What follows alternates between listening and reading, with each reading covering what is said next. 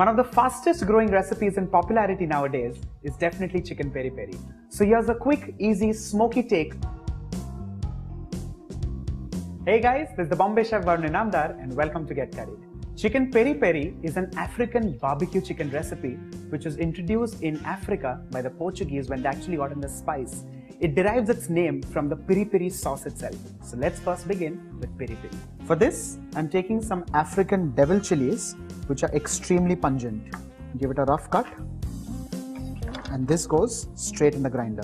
I also like using some Mexican ripe serrano chilies. The serrano chilies wonderfully balance the flavor and texture of the devil's chili.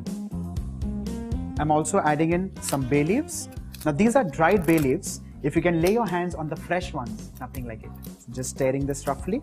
With this, some fresh garlic cloves, a sprinkle of sea salt, some extra virgin olive oil. Be generous with the amount of oil that goes in this recipe. Another hint of spice which balances the smokiness of this recipe is smoked paprika. Finally, a little lemon juice.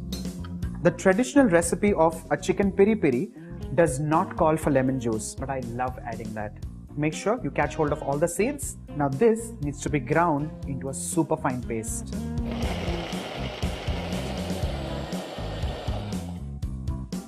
The spice mix is ready. Let's transfer this in a bowl. And now let's move on to marinating the chicken. I'm going to take these pieces of chicken and cut these into desired size, into 8 big pieces. Make sure you remove all the fat and sinews and give it a few gashes. Let's transfer the cut pieces of chicken in a large bowl.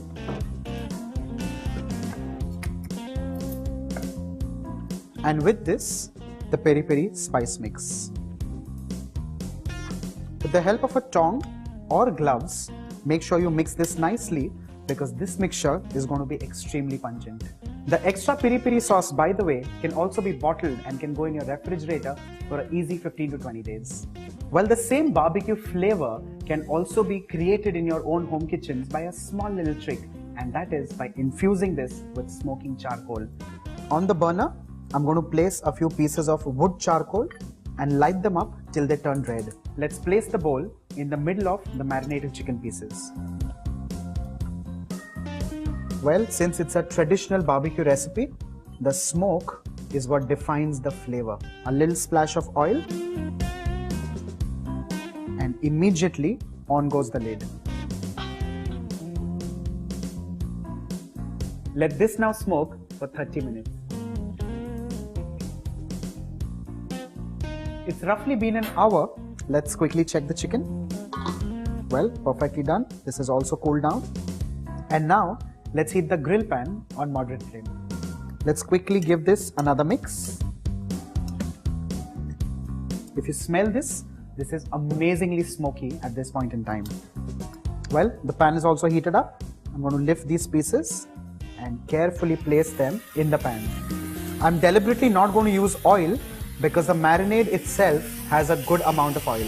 Increase the flame and make sure this gets nice brown marks on both the sides. Do not overcrowd the pan, otherwise it may just start releasing a lot of moisture.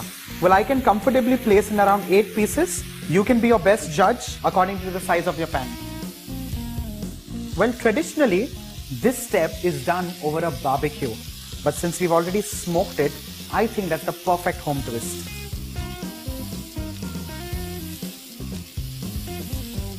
Another trick to give it a nice flavor of fresh parsley. I'm just going to bundle up some fresh leaves, dab these in the marinade and baste the pieces of chicken. This little bunch of parsley makes a nice little kitchen brush which is made out of herbs. Keep turning the pieces of chicken once, twice over and make sure they're nice and brown on all sides.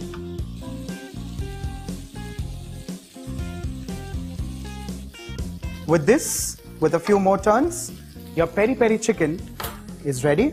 And just before the flame goes off, a quick few sprigs of fresh parsley, off goes the flame, and peri peri chicken is ready to go on the dinner table.